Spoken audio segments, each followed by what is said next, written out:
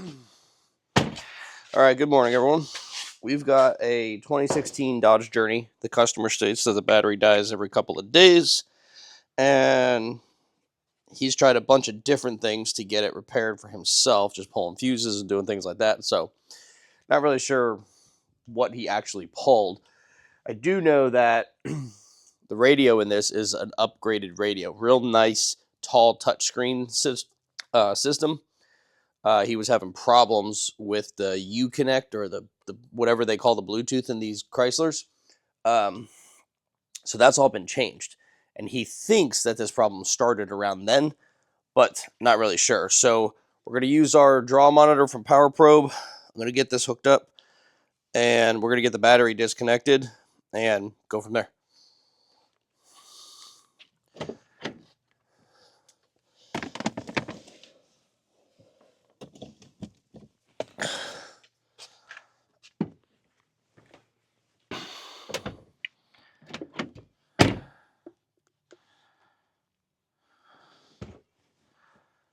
All right.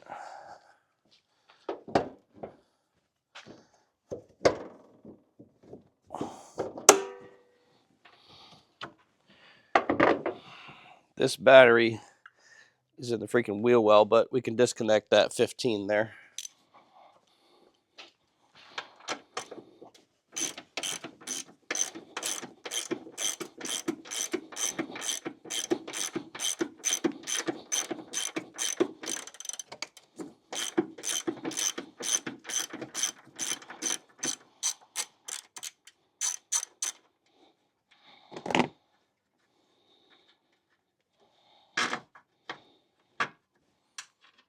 Okay.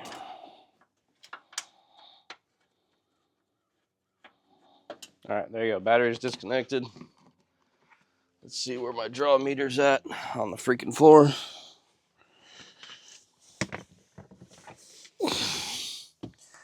Oh yeah, we got an amp. That's a big draw.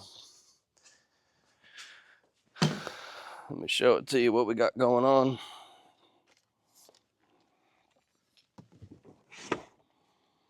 Yeah, we got 1 amp. 1.06 amps. Guesses now? We got an alternator problem. It's about half of what I typically see on an alternator on one of these, but we're going to do our due diligence. We're going to let this sit, and as it sits, we'll come back and check it in a little bit, because I got something else to work on. I've been working on this Hyundai. I started it on Friday. Today is actually, I'm on vacation, but apparently I'm not, because I'm still freaking working. But Well, I am doing a voiceover here because apparently my microphones failed on me when I was recording this once again. As you can see here, we got still about 220, 230 milliamps on this. And what we're going to do is start checking some fuses. I'm going to go grab my Power Probe fuse checker here. The tool is decent. It actually works really, really well. You'll see me use it inside the cab here in a minute also. But this right here is just a quick representation of what it is. Those little tongs right there touch the top side of the fuse. You click on the probe and tell it which amp fuse you're testing.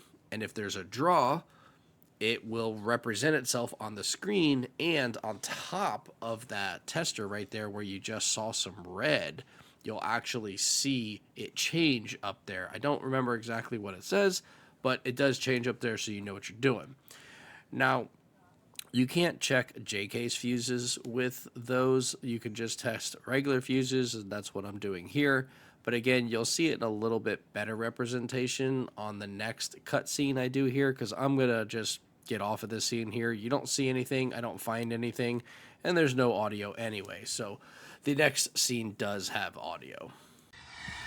all right, y'all. I am inside the car. I'm upside down, but I just want to show you this. I'm on this 10 amp fuse. And see how the bottom says active? And then right there, it has 0.21. So that's what this tool does. That's the point of it. When you touch the fuse, that's what it's supposed to do. I know it's a little blurry, but I'm going to get onto another fuse here.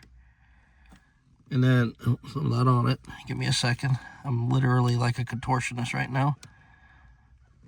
I can't see a damn thing. Okay, so there it says, it's in green. It says inactive, and we have no voltage, or no amperage. So if I put it back on the one that's up here, so I can get it to touch. Really, there it goes. So it says active. That's what that tool's about. Now, my wife is over there looking at the tool. So it said, what does it say, babe? Right now, 222. All right, let me pull this fuse. What's it say now? 0. 0? Perfect. Okay.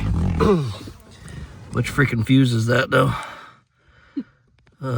Okay, I'm just gonna take a picture with the phone. All right, there we go. Oh. Yep. The only reason why I'm like that is because I put these cars too close together last night and I didn't move it before I started working. So I'm right next to this car and I didn't want to scratch it. All right, so that's at 0. Let me come look at it. Yep. Yeah, there you go. 0 milliamps. All right, I need to find out what fuse that is. Let's go to the computer and I'll bring it with me here. I don't have any speaker or microphones hooked up, so it might be a little echoey. All right, so it looks like it's fuse 124. Oh, mirrors. Yeah, 10 amp red mirrors.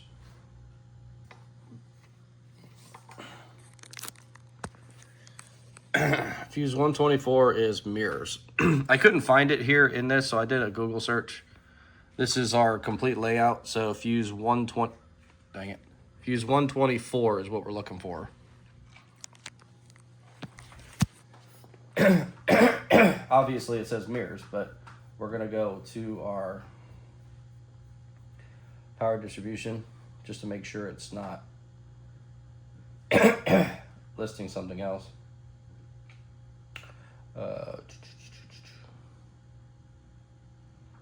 What do I want? I want some diagrams. Power. All right, now I gotta go on the hunt for fuse 24 or 124, right? Is that what I said? Yeah.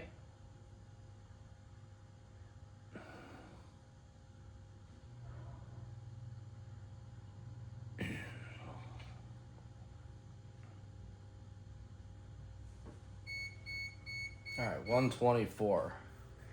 Data link connector. That's odd. And driver window door lock switch.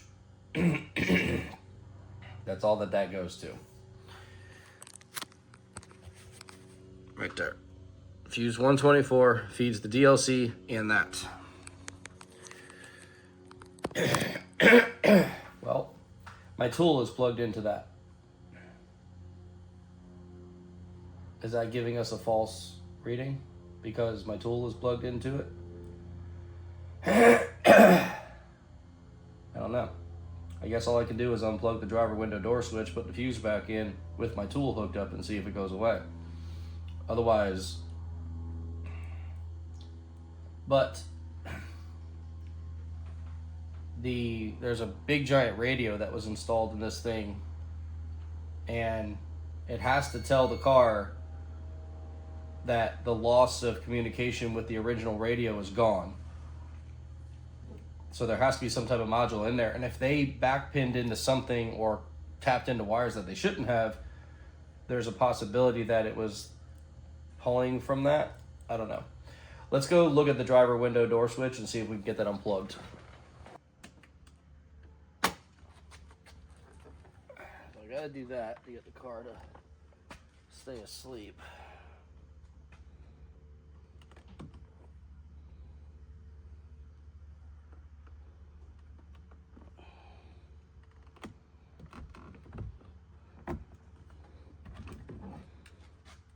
Okay, so switch is out.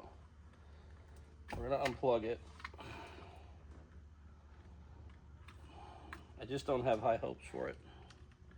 I think something else is going on here, but I really hope it's this.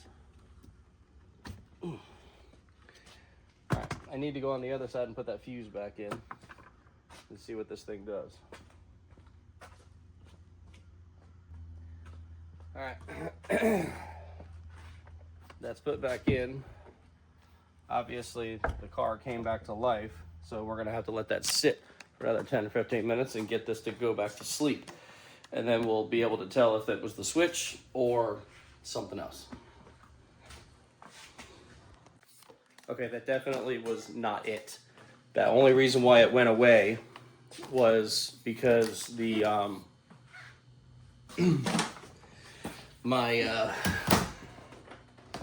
my tool was plugged into that DLC port, so that was a false reading on that 100%. But I did continue back on. Fuse 131 has draw on it. Hands-free module. That coincides exactly what I was saying in the beginning. The hands-free module and all that stuff was a problem with the new radio that they got installed. Not a problem with it. So the original problem that he said was going to cost him like $2,000 to fix was the U-Connect or I-Connect, whatever the hell it's called on the Chrysler. That was an issue. Lost my train of thought. So he went to Best Buy, and Best Buy installed this aftermarket radio that I don't think I really have showed you yet at all, but I'm going to show it to you. He had that installed, and he thinks the problem was happening right around then. Because now, I've got about 68, it was at 24 a few minutes ago. But this is what he had installed. This whole, this setup here. Again, my battery's disconnected, but that's where my problem lies. So I've got to go get on a Zoom call. So I'm going to take a break on this. And I'm going to unplug all this stuff, because I don't want my tool to die. I'm going to go put it on charge, but I'll be back in a few minutes, and we're going to dig into that and see where that hands-free module is, if he wants us to, because in reality, depends on how long ago it was, he might be under warranty with Best Buy to go back there for them to do the work, and we would just do the diag, but we'll see. I'll call him, and I got to get on that Zoom call, so I'll be right back. All right, we're about 2 hours later. I'm probably not going to do much more on this, because I found out where the hands-free module is. It's behind the cluster, up under here, way up from underneath. You have to drop the steering column, take the brake pedal assembly out of the car to gain access to the module, to remove the module. I did put my head under there. You cannot unplug it because the plugs are from the top. Can't get your hands up there. You can't unplug anything. You can't do anything. So I double checked on my wiring, and I will go show it to you. This fuse, according to our power and ground distribution, it's the only thing it feeds. All right, so let's check out the wiring, and I'll just show you. Oops.